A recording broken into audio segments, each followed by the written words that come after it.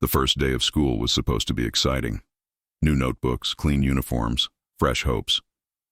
But for the students of Westbrook High, it was just another morning of chaos and fear, especially in Class 10B, where a group of bullies had ruled the room for far too long. They were known as the Pack, 4 boys, led by Aaron, a tall, arrogant teenager with a short temper and an even shorter sense of remorse. Teachers came and went like wind through broken windows. No one lasted more than a week. Some cried in the staff room, others quit on the spot. It had become a game for the Pack. How fast could they break the new teacher? That morning, whispers buzzed through the hallway like bees around soda cans. "There's a new one today, some lady from out of town." At precisely 8 a.m., the door creaked open. She walked in. Tall, poised, and calm as a still lake. She wore a plain white blouse and black slacks, her hair tied in a neat bun.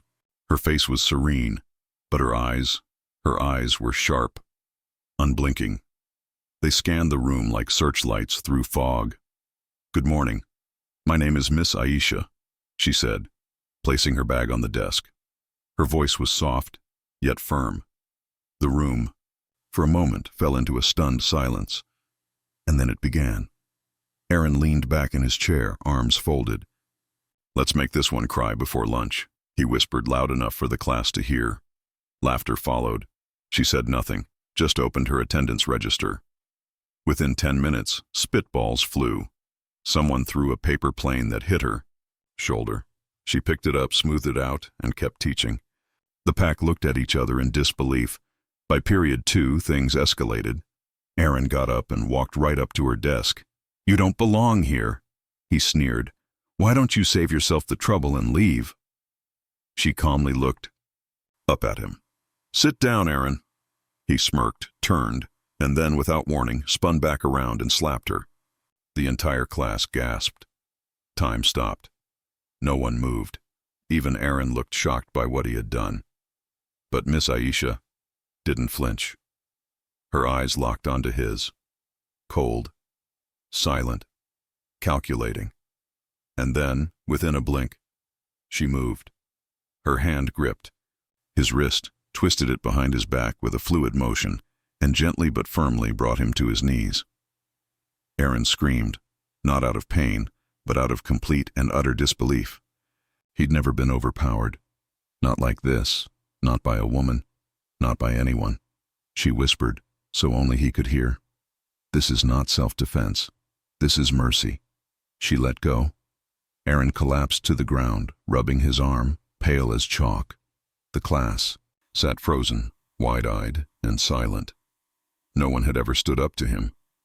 And now, he'd been taken down in front of everyone, without a single drop of anger from her. She returned to the board and continued her lesson as if nothing had happened. Word spread like wildfire. "The new teacher took Aaron down. She knows martial arts." She didn't even break a sweat. That afternoon, the principal called her in. "Miss Aisha, I don't even know what to say. We usually fire teachers for laying a hand on students, but we also usually expel students for slapping staff. And the truth is, you may have just saved this school." She only smiled. "I'm not here to fight. I'm here to teach." But her story didn't end there. Over the next few weeks, something changed.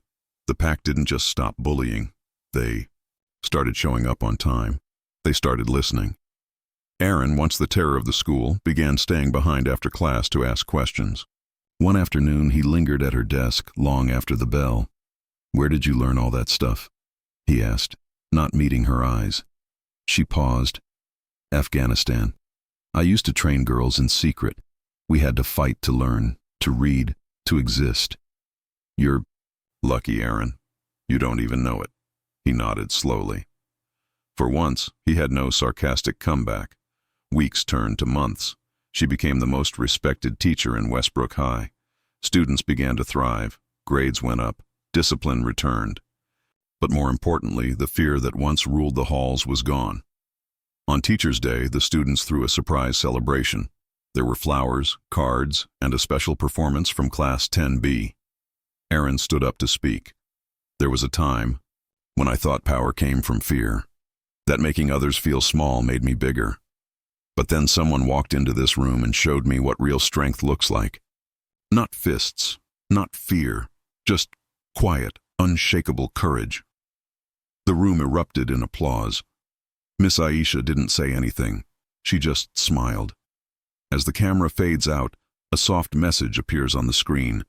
Sometimes the strongest warriors wear no armor. They teach with grace, lead with patience, and fight only when they must. Real strength isn't loud. It's quiet, consistent, and kind. The end.